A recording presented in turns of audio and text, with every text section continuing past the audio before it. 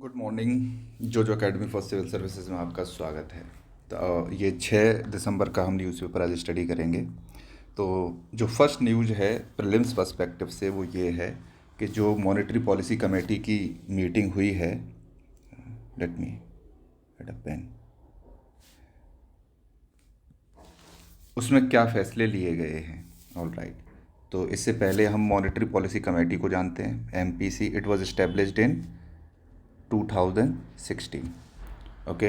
इसमें 6 मेंबर्स होते हैं। 6 मेंबर्स में से 3 होते हैं RBI के और 3 होते हैं गवर्नमेंट के। ओके। और फैसला किससे लिया जाता है? मेजॉरिटी से। मेजॉरिटी से डिसीजन लिया जाता है जिसमें RBI गवर्नर को कास्टिंग वोट रहता है इसके पास। Casting vote. कास्टिंग वोट का मतलब है जो इक्वलिटी ऑफ वोट होंगे तो RBI गवर्नर वोट करेगा इसके लिए। ओके। और ये जो 3 मेंबर्स RBI के हैं वो governor, deputy governor and a member nominated by a member nominated by RBI's committee. All right. There are 3 executive members,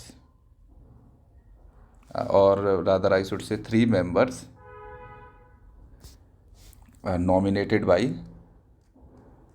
central executive. All right, central government that is. तो इतना clear है आपको। Mandatory है 6 meetings per year, ये पता होना चाहिए। और 6 मीटिंग्स पर ईयर इसकी मीटिंग होना बहुत ज़रूरी है। इतनी चीज़ें आपको पता होना चाहिए। अब फैसला क्या लिया है ये देखो, ये समझते हैं। 2015 से जो इसकी मॉनेटरी पॉलिसी रही है ये एकोमोडेटरी रही है। एकोमोडेटरी मतलब एक्सपेंशनरी। ऑलराइट। एक्सपेंशनरी का मतलब है इन्होंने रेपो रेट को कम किया है। इसका मतलब है कि जो बैंक्स हैं वो RBI से लोन ले सकते हैं और ज़्यादा से ज़्यादा पैसा पब्लिक को एज अ लोन दे सकते हैं। तो जो मनी सप्लाई है इकोनॉमी में वो इंक्रीज़ होती है। कोविड के टाइम पे आप देखेंगे टाइट मॉनेटरी पॉलिसी रही थी। राइट। इसको बोलते हैं कॉन्ट्रैक्शनरी मॉनेटरी पॉलिसी।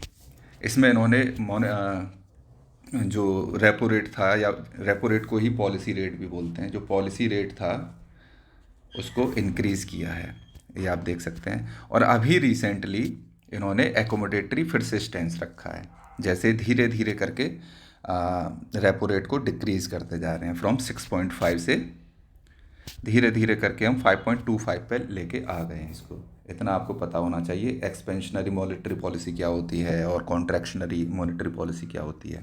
ऑलराइट। अभी आप देखोगे तो जो 25 बेसिस पॉइंट से मॉनेटरी पॉलिसी को कम कर दिया गया है। मैंने बताया था पॉलिसी रेट को ही रेपो रेट बोलते हैं। तो इस समय अब देखो बेसिस पॉइंट्स क्या होता है। बेसिस पॉइंट्स का मतलब होता है बेसिकली अगर 100 बेसिस पॉइंट्स हैं तो इसका मतलब होता है 1%। तो 25 बेसिस पॉइंट से कम किया है तो इसका मतलब 0.25% से इसको कम कर दिया गया है। इतना पता होना चाहिए। ये इसलिए किया है कि हमारी GDP तो अच्छे से बढ़ ही रही है, प्लस हमारा जो इन्फ्लेशन है, हेडलाइन इन्फ्लेशन है, वो 1.7% है। तो आपको पता होना चाहिए इन्फ्लेशन का टारगेट कौन सेट करता है इंडिया में? RBI अकेले नहीं करती है। RBI प्लस सेंट्रल गवर्नमेंट मिल के सेट करते हैं। और जो टारगेट सेट हो रखा है वो 4% का हुआ है, ±2%। All right. तो इसका मतलब है 2% से लेके 6% इसके बीच में ही हमारा क्या रहना चाहिए? इन्फ्लेशन रहना चाहिए। इस समय हमारा इन्फ्लेशन कितना है? 1.7%। तो इसका मतलब हमारी लोअर लिमिट भी ब्रीच हो चुकी है। All right. हेडलाइन इन्फ्लेशन में आप देख सकते हैं। तो हमें इन्फ्लेशन को भी कंट्रोल करना है तो बहुत ज़्यादा मॉनेटरी पॉलिसी भी नहीं होनी चाहिए, इसलिए हमने 4% पे ना लेके आके हम कहाँ पे रखे हुए हैं? 5.25% पे ही इसको रखे हुए हैं। बहुत ज़्यादा कम नहीं कर रहे हैं। All right. क्योंकि हम नहीं चाहते कि इन्फ्लेशन इतना हो, बहुत ज़्यादा कम रहे। जो आइडियल इन्फ्लेशन होता है वो 4% रहता है, कि एक इकोनॉमी में 4% इन्फ्लेशन पर ईयर होना ही चाहिए। ओके, इतना आपको समझ में आता है। प्लस पॉलिसी रेट से ही डिफाइन होता है आपका LAF, लिक्विडिटी एडजस्टमेंट फैसिलिटी इसको बोलते हैं। LAF के अंतर्गत RBI करता है आपका repo operations and reverse repo operations. ठीक है, रेपो ऑपरेशंस के अंदर जो है अदर बैंक्स RBI से लोन लेते हैं, और रिवर्स रेपो ऑपरेशन में RBI अदर बैंक से लोन लेती है। इतना आपको पता होना चाहिए। क्लियर है। Plus marginal standing facility rates आपके 5.5% हो जाएंगे। मार्जिनल स्टैंडिंग फैसिलिटी में क्या होता है, एक सेकंड दीजिए। जो मार्जिनल स्टैंडिंग फैसिलिटी है, ये ओवरनाइट बोरोइंग फैसिलिटी है।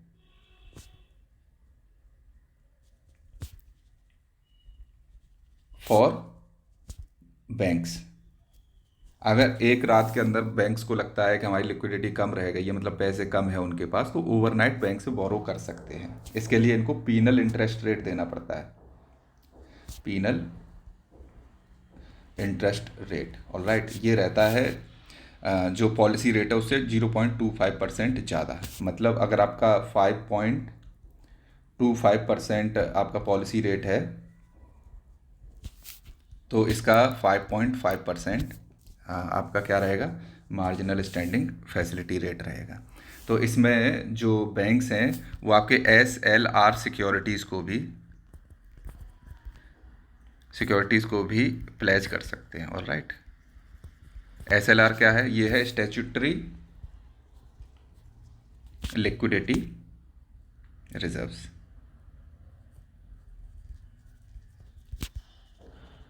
ये आपको पता होगा कि CRR होता है आपका कैश रिजर्व्स, एंड एक होता है SLR। ऑलराइट, तो इसमें डिटेल में नहीं जाएंगे, अगर होगा तो इसको बाद में स्टडी करेंगे। ऑलराइट, नेक्स्ट हम देखते हैं। ये इतना आपको आई थिंक क्लियर होगा। और हमारी इकोनॉमी इस समय एक रेयर गोल्डीलॉक पीरियड में है। इसका कहने का मतलब ये है, आप देखो गोल्डीलॉक जोन होता है, ये आपने पढ़ा होगा। Let me tell you this, Goldilock zone. ये क्या होता है, अगर ये हमारा सन है तो ऐसा प्लेनेट, ये है अर्थ, तो ये जो आइडियल डिस्टेंस पर हो, जहाँ पर वाटर किस फॉर्म में हो, water in the form of liquid. Alright, तो इसको हम गोल्डीलॉक जोन बोलते हैं। किसी भी सोलर सिस्टम में इस तरह का अगर सिस्टम है तो उसको हम बोलेंगे गोल्डीलॉक जोन। तो इसका मतलब ये एक आइडियल सिचुएशन है, जहाँ ऐसे ही हमारा जो इकोनॉमी का गोल्डीलॉक पीरियड क्या होगा, कि हमारी इकोनॉमिक ग्रोथ भी होती रहे और हमारा इन्फ्लेशन भी कम बना रहे। तो इसको हम गोल्डीलॉक पीरियड बोलते हैं। तो जो 8.2% हमारी ग्रोथ हुई थी और जो 1.7% इन्फ्लेशन हमारा Q2 में बना हुआ है, तो इसके लिए हमारी इकोनॉमी को गोल्डीलॉक पीरियड में बोल दिया गया है। क्लियर है। बट देखा जाए तो ये जो 8.2% की जो ग्रोथ है, ये जो है हमारे जो फेस्टिवल्स वगैरह थे उसकी वजह से आई थी। बहुत ज़्यादा स्पेंडिंग होती है, आपने देखा होगा कि दिवाली आई थी। राइट, तो उसकी वजह से हुआ था। आई होप कि ये आपका क्लियर है।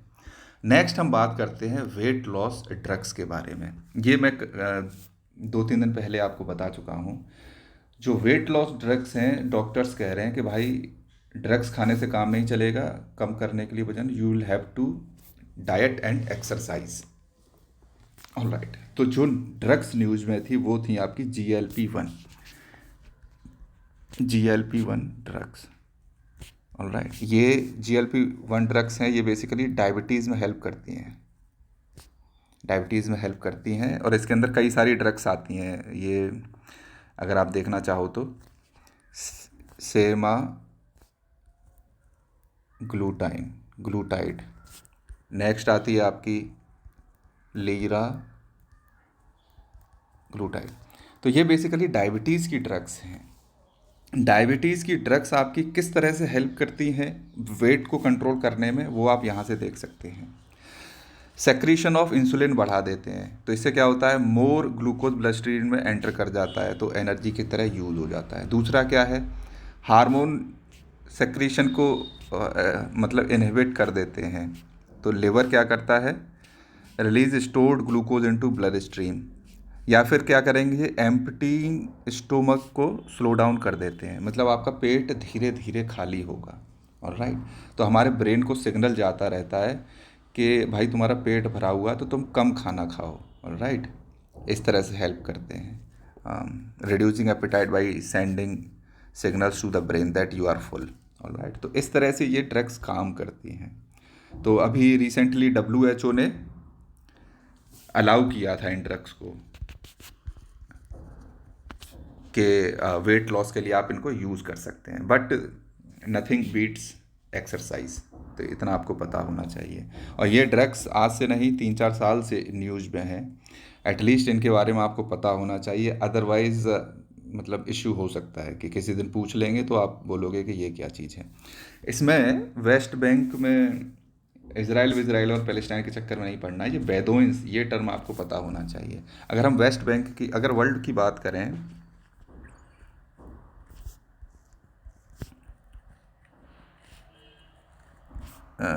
pardon my world map,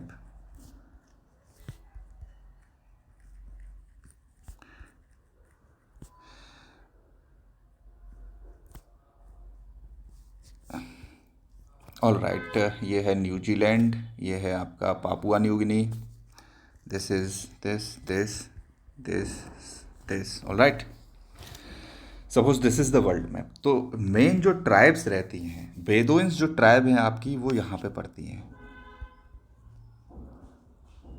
ये आपको पता होना चाहिए। ऑल राइट, और जो ट्राइब्स हैं अमेजोन रेन फॉरेस्ट में है यानोमामी, इधर बना देते हैं, यानोमामी ट्राइब्स, ये आज से 1 साल पहले लगभग ये न्यूज़ में थी, ये सॉल्ट नहीं खाते, सभी लोग 6 फीट से लंबे होते हैं, 6 फीट से भी लंबे होते हैं, बहुत ही हट्टे कट्टे रहते हैं, हेल्दीएस्ट ट्राइब्स में इनका नाम आता है। ऑल राइट, तो जब सॉल्ट इंटेक पे आया था आर्टिकल, तब ये न्यूज़ में था। यानोमामी आपको याद रहेगा। प्लस ईस्टर्न अफ्रीका में मसाई, कालाहारी डेजर्ट में बुशमैन, कॉन्गो बेसिन में पिगमीज। ऑलराइट, ये आपको पता। न्यूजीलैंड में माओरी, इनका वो डांस बहुत फेमस था, हल्लल्ला हल्लल, आई डोंट नो, ये वो उसमें न्यूज़ में था, आप देख लेना इसको, इतना आपको याद रहेगा। तो ये सारी ट्राइब्स आपको पता होनी चाहिए। पापुआ न्यू गिनी में भी एक ट्राइब्स न्यूज़ में थी, जो बाइडन थे उस टाइम पे president of United States, he said that his uncle when his plane crashed he landed in Papua New Guinea, one of the islands of Papua New Guinea, and he said that he was eaten alive by the cannibal tribes of Papua New Guinea।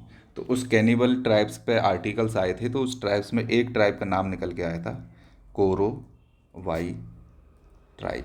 Alright, तो ये कोरोवाई tribe के लोग गुस्सा हो गए, उन्होंने कहा कि देखो एक समय था जब हम लोग कार्निवोर हुआ करते थे, but we are not any more. आज से मतलब 200-300 साल पहले से ही हमने इंसानों को खाना बंद कर दिया है। ऑलराइट, अपनी सफाई में ये कहा था। तो ये ट्राइब्स हैं, यहाँ पे भी आपको एस्किमोज मिलेंगे। ऑलराइट, ये इग्लूज में रहते हैं।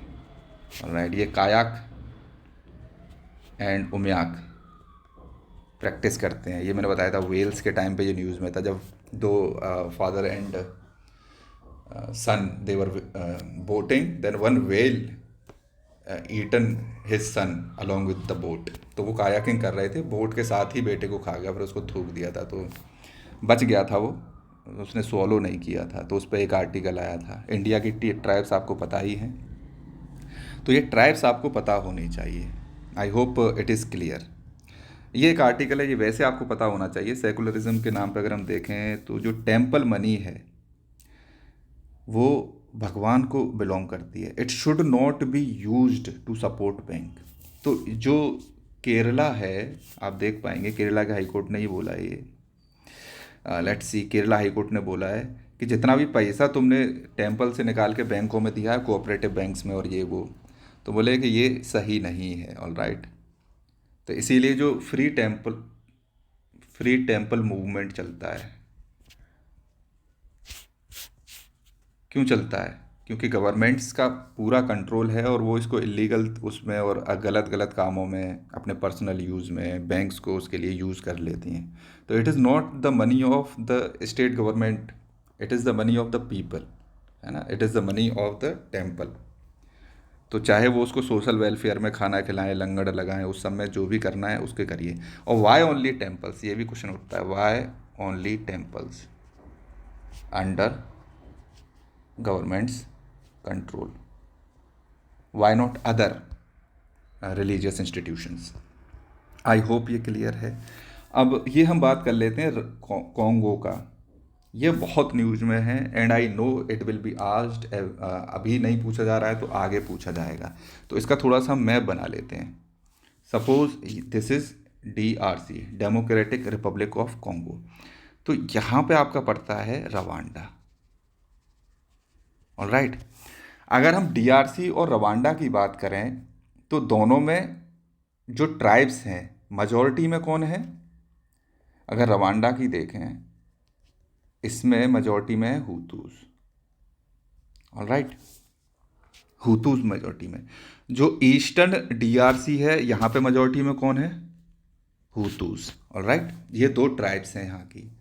रवांडा में मेजॉरिटी में तो हुतूस है, लेकिन गवर्नमेंट किसकी है? टुटसीज की। ऑलराइट, ये है माइनॉरिटी में। DRC में भी ये माइनॉरिटी में ही है। Minority in both countries, minority in both countries. लेकिन ये माइनॉरिटी में होते हुए भी रवांडा में इनकी गवर्नमेंट है। गवर्नमेंट का नाम है, जो पार्टी जो है, रवांडन पैट्रियोटिक फ्रंट के नाम से है। ऑलराइट, मैं पूरा नाम नहीं लिख रहा हूँ। तो क्या हुआ था कि 2022 में यहाँ पे हुतूस जो थे वो अटैक कर रहे थे तुत्सीस पे। हुतूस जो थे मेजॉरिटी थे, वो टुटसीस ये थे माइनॉरिटी, इस पर अटैक कर रहे थे। ऑलराइट, तो रवांडा ने क्या किया था, जो एक ग्रुप था मार्च 23, M23 के नाम से ये रेबल ग्रुप है, इसको सपोर्ट किया था। ये आपके टुटसीज हैं, तो ये आपके प्रोटेक्ट करते हैं अपने आप को इस रीजन में। तो ये कहाँ पे है? टुटसीज लेड ग्रुप इन DRC। इतना आपको पता होना चाहिए। क्लियर है कि नहीं? तो बहुत ही कॉम्प्लिकेटेड स्टोरी है ये। बस आपको कुछ चीज़ें याद रखनी है। एक तो ये कॉन्सेप्ट आपको पता होना चाहिए कि ये इश्यू क्या है दोनों उसमें, ठीक है कि नहीं? मेन जो है वो है लेक। इन दोनों कंट्रियों के बीच में एक लेक पड़ती है, लेक इसका नाम है कीवू। ऑलराइट, तो कई सारी लेक्स पड़ती हैं इस रीजन में। ऊपर से अगर देखो, ये सारी बॉर्डर पे ही पड़ेंगी आपकी। एल्बर्ट है, लेक एल्बर्ट, ये नॉर्थ साउथ में पूछ सकते हैं UPSC में। Alright, lake Edward, lake Edward पड़ती है। फिर आपकी पड़ेगी क्या? Lake Kivu.